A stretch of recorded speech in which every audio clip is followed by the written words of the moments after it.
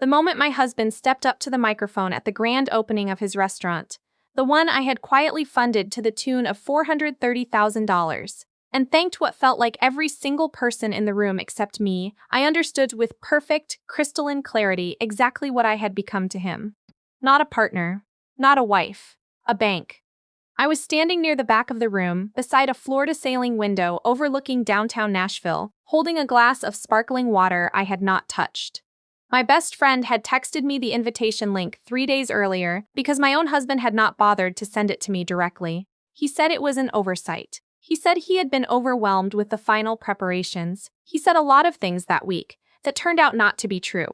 The restaurant was called Ember and Oak. It was beautiful. Exposed brick walls, warm Edison lighting strung across the ceiling, a custom live-edge bar that had cost $18,000, and that I had personally approved from a catalog he emailed me at midnight while I was traveling for work. The smell of hickory smoke and fresh bread filled the entire space. The wait list for reservations had already hit 3 months before a single plate of food had been served. By any measure, it was exactly the kind of success story he had been pitching to me for 4 years. He had wanted this restaurant since the day I met him. He talked about it the way other men talk about their children, with a reverence that sometimes made me feel like I was competing with an idea. When we got married, his dream became something I wanted to help build, because that is what you do when you love someone. You invest in their future because it is supposed to also be yours. So I had invested. Methodically, carefully, with documentation that my financial attorney had drafted and my husband had signed without reading carefully enough. $430,000 from the commercial real estate portfolio I had been building since I was 26 years old. Every disbursement tracked, every invoice logged. A promissory note structured as a secured business loan, not a gift, not a marital contribution, a loan with a formal repayment schedule tied to the restaurant's revenue projections. He had signed that paperwork at our kitchen table on a Tuesday morning and kissed me on the cheek before leaving for a contractor meeting. He did not look at the interest clause. He did not look at the collateral agreement. He was too excited about the kitchen layout to read the fine print. I had read every single word.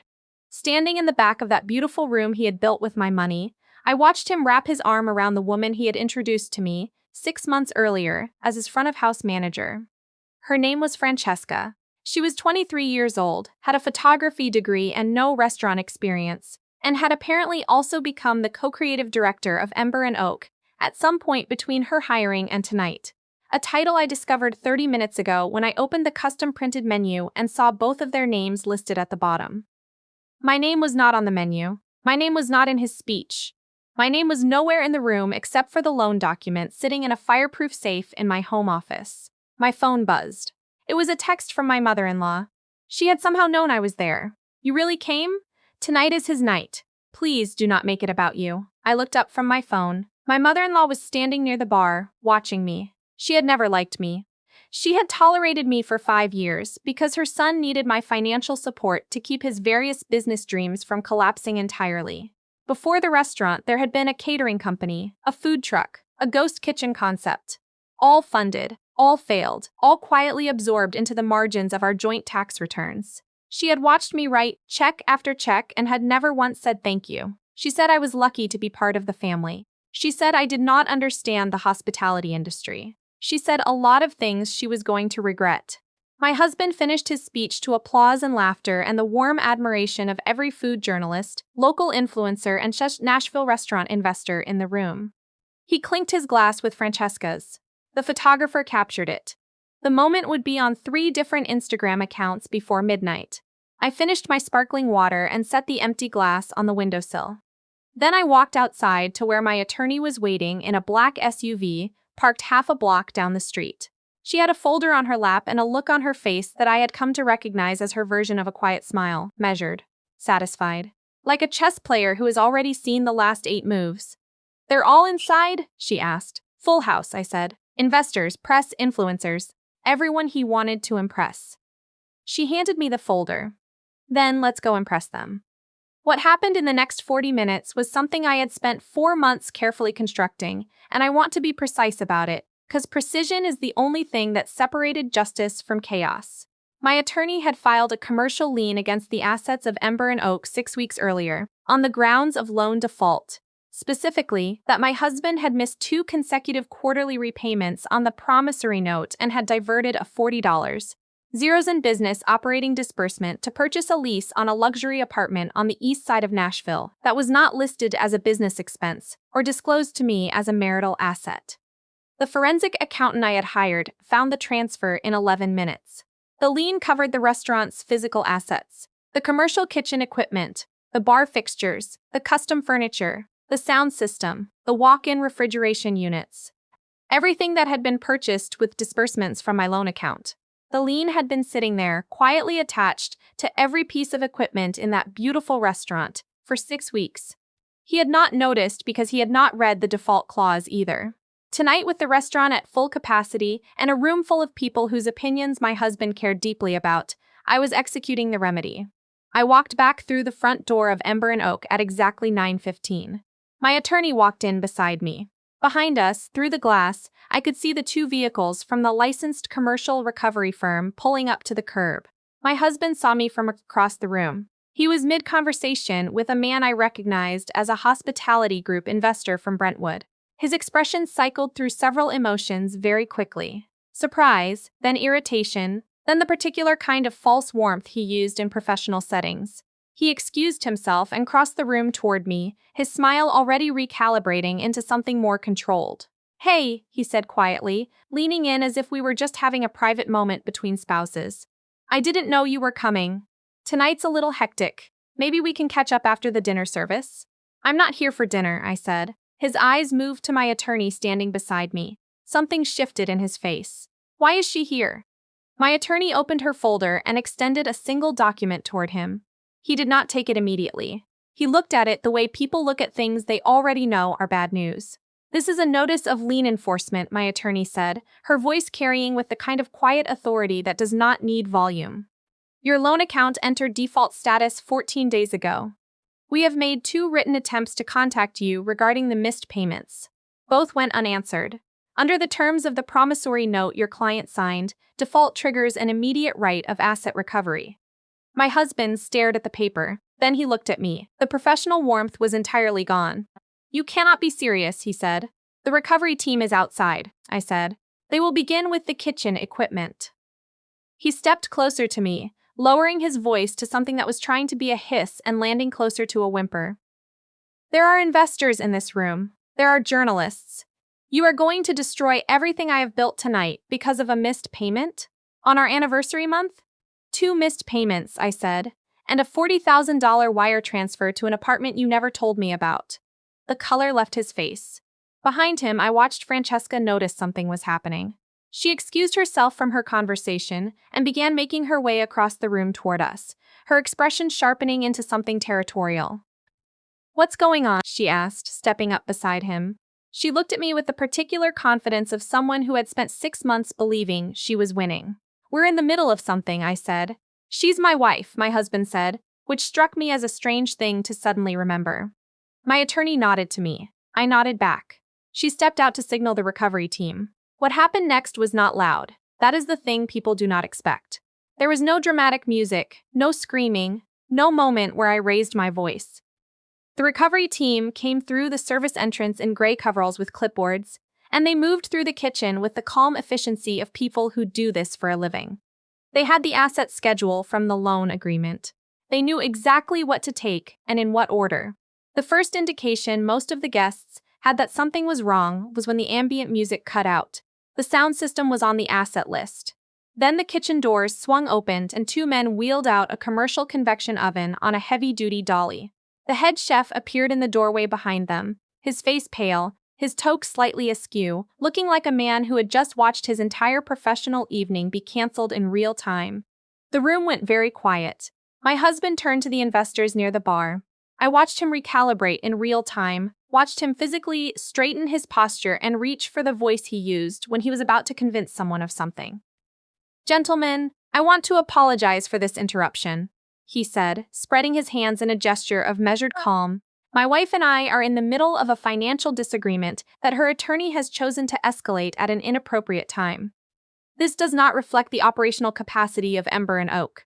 Our team is fully equipped to. Your commercial kitchen equipment is currently being loaded into a truck. one of the investors said flatly. He was not unkind about it. He simply stated the fact, the way financial people state facts. That is an operational problem. My husband's controlled expression cracked just slightly at the edges. It is a temporary situation, he said. We have redundancies. You have a $430,000 loan in default, my attorney said clearly, because clarity was the point, and a lien that has been attached to this establishment's assets for 6 weeks. The journalist from the Nashville food publication, who had been standing near the dessert display, reached into her bag and pulled out her recorder. She did not ask for permission. She did not need to. This was now a story. 3 of the local influencers, who had been documenting the evening for their combined audience of roughly 400,000 followers, had already shifted their cameras from the food to the room. A live stream was already running on at least one of their accounts. I could see the notification light on the phone of the young woman nearest to me, the little red dot blinking steadily. Francesca grabbed my husband's arm. Can she actually do this? Tell me she cannot actually do this. He did not answer her. He was staring at me with an expression I had not seen on his face before. It was not anger, exactly. It was the specific look of a person who has just realized that the person they underestimated had been 10 steps ahead of them the entire time. This is our restaurant, he finally said. My name is on the lease. You cannot just take it from me. I reached into my folder and pulled out a second document. I held it out to him. Your name is on the operating lease, I said. But the building itself is held by a commercial property trust. That trust was established 3 years ago as part of a portfolio restructuring. The managing agent on the lease agreement you signed is listed on the last page.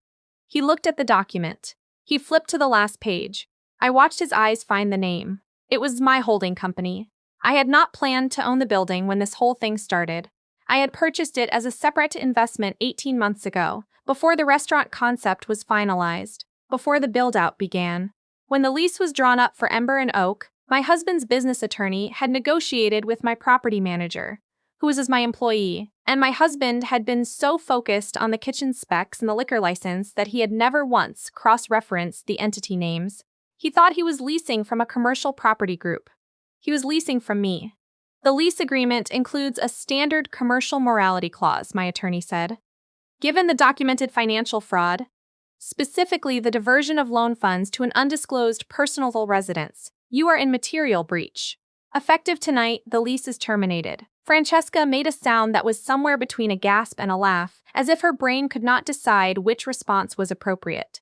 You own the building, my husband said. His voice had gone very flat. I own the building, I confirmed. The recovery team wheeled out the second piece of commercial kitchen equipment through the front door. A guest in a linen blazer pressed himself against the wall to let them pass. Someone near the bar took a photo. The flash went off twice. My mother-in-law had appeared from somewhere near the back of the room. She was wearing a silk blouse and heavy gold earrings, and an expression of absolute fury that I had seen directed at me many times before, usually at holiday dinners when I said something she did not like. She pushed through the remaining guests toward me, her heels clicking sharply on the hardwood floor. You vindictive little accountant, she said, which was the strangest insult I had ever received, and honestly almost made me laugh. You are destroying his life because your marriage is failing. You are embarrassing this family in front of everyone he knows. He stopped making payments on a $430,000 loan, I said. That is not my marriage failing. That is a contract defaulting. You knew what tonight meant to him. You knew, and you did this on purpose. I gave him 14 days after the default notice, I said. He did not return a single call. She turned to the investor from Brentwood who was putting on his jacket. This is a private family matter. I apologize on behalf of, ma'am, the investor said, not unkindly. I'm going to stop you there. He looked at my husband. I wish you the best of luck with the legal situation. Do not reach back out to our group. He left. 2 other investors followed him without making eye contact with anyone. My husband was hyperventilating slightly. I could see it in the short, careful breaths he was taking, the way his chest moved too fast under his button-down shirt. The restaurant he had dreamed about for 4 years was being physically disassembled around him, while 400,000 people watched a live stream he had no control over. He turned to Francesca. He reached for her hand. She did not take it. She was staring at her phone. Then she looked up at him, and there was nothing warm left in her expression at all. Nothing soft. The carefully constructed version of herself she had been presenting all evening, The co-creative director, the partner, the woman he had chosen, was just gone. "The apartment," she said. "The one on the east side. Is that in my name?" He blinked. "What? The lease on the apartment you moved me into. Is it in my name or yours?" He said nothing. "Because if it is in your name," she said, her voice going very quiet and very precise, "and you used her loan money to pay for it, and you are now officially in a financial and legal catastrophe, I need to know if my home is also about to be taken. Francesca, is my name on the lease?" He swallowed. "It is in the business LLC." She stared at him for a long moment. Then she picked up her purse from behind the host stand and walked out the front door without another word to him. She did say something to me as she passed. She said, "I didn't know about the loan." I believed her. That was her problem to sort out, not mine. My mother-in-law watched Francesca leave. Something in her face shifted. The furious socialite expression collapsed into something older and more frightened. She had co-signed the equipment financing on 2 of the smaller items in the kitchen as a personal favor to her son. She had told me about it casually over Christmas, proud to be helping him. I had noted it at the time. My attorney had noted it too. She figured it out about 30 seconds later. I watched it happen on her face. "The co-signed financing," she said, turning to me. "If the assets are being seized and the business is closed, the outstanding balance becomes your personal liability," my attorney confirmed. "You'll be receiving formal documentation by the end of the week." My mother-in-law sat down heavily in one of the remaining chairs. A server quietly removed the half-eaten charcuterie board from the table in front of her to pack it up with everything else. The guests had mostly filtered out by then. The influencers were gone, their stories already posted, their comment sections already filling up. The journalist had closed her recorder and slipped out with a press coordinator's measured efficiency. The catering staff had begun quietly breaking down the tables that were not bolted to the floor. My husband stood in the center of what had been his dream restaurant, surrounded by the evidence of its unraveling, and looked at me. "What do you want?" he said. "Tell me what you want, and we can fix this." "I want the $430,000 is repaid," I said, "plus the 18% default interest rate outlined in Section 4 of the promissory note. I want the undisclosed apartment either returned to the LLC and credited against the balance, or sold and the proceeds applied. And I want the divorce finalized without a contested proceeding." He laughed once, a short broken sound. "I don't have $430,000. "I know," I said. "That is why you signed a promissory note with a wage garnishment clause." He stopped laughing. I handed him the last document in my folder. He took it this time. "Every paycheck," he said softly, reading. "For how long?" "Until it is paid in full," I said. "At your current income level, my attorney estimates approximately 11 years. If you increase your earning capacity, it could be shorter." He set the document down on the bare surface of the host stand. He looked around the empty room, the stripped bar, the missing kitchen equipment, the Edison lights still strung across the ceiling, casting warm light over absolutely nothing. "I thought you would just let it go," he finally said. "I thought you loved this restaurant as much as I did." "I loved what I thought we were building together," I said. "You were building something else." I picked up my folder. My attorney was already at the door. I paused once, with my hand on the door handle, because there was one thing I wanted him to understand before I left. "The building permit is in my holding company's name," I said. "The liquor license is registered to the LLC I control as collateral trustee. The Ember and Oak trademark was filed by my intellectual property attorney 8 months ago as a condition of the final loan disbursement. You signed that too." I looked at him steadily. "You can start over somewhere else. But you cannot start over as Ember and Oak. That name belongs to me now." I walked out into the Nashville night. It was warm, the kind of warm that feels like a held breath before summer fully arrives, and the street smelled faintly of barbecue from the place 2 doors down that had been there for 30 years and did not need a grand opening party to fill its seats. My attorney walked beside me to the waiting car. Neither of us said anything for a moment. "The trademark clause is going to be the one that stays with him," she said eventually. "I know," I said. We got in the car and drove away. The divorce was finalized 4 months later in Davidson County Family Court. He contested the asset division for about 6 weeks, until his attorney apparently explained to him in plain terms that contesting it would require disclosing the full scope of the financial diversion, which would convert the civil default proceedings into something considerably more serious. After that, he stopped contesting.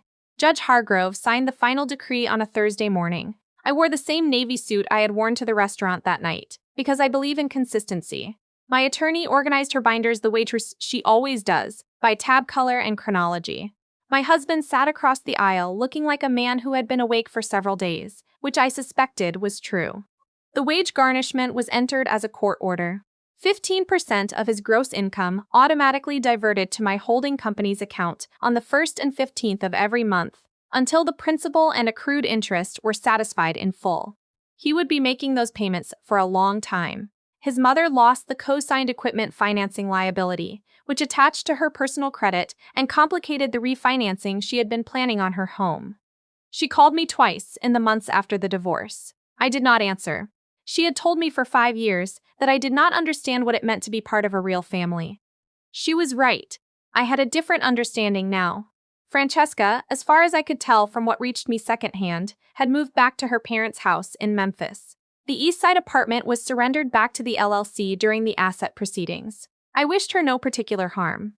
She was 23 years old and had made a bad calculation about a man she thought had money. That was a lesson a lot of people learned the hard way. Ember and Oak did not reopen. The space sat vacant for 2 months while I worked with a commercial designer on a concept that had been quietly forming in the back of my mind since the night I stood in that room, holding a glass of sparkling water and understood exactly what I had become. It opened 11 weeks after the divorce was finalized. Same building. Same Edison lights. The Live Edge bar stayed because I had always liked the bar. The brick walls stayed because they were structurally beautiful and also because I owned them. The new name was on a clean matte sign above the door. Cornerstone Kitchen. It was a community culinary center. Commercial kitchen rental for small food business owners who needed certified prep space to scale up from their home operations. Cooking classes on weekends, taught by working chefs who needed the income and the audience.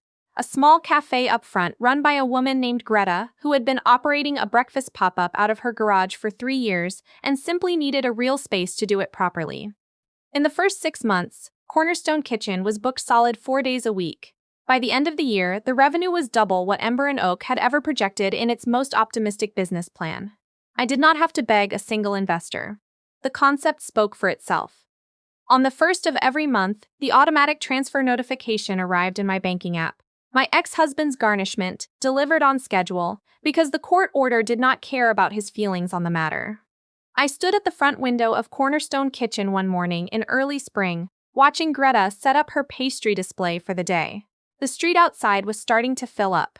The bookshop across the way opening its doors, the woman who walked her enormous golden doodle past at exactly 8:15 every morning, the regular rhythm of a neighborhood that had existed long before my marriage and would continue long after it. My phone buzzed. Monthly transfer confirmed. I put the phone back in my pocket and went to help Greta arrange the croissants. They had sold out by 10 o'clock. They always did. Some things, built on the right foundation, just work.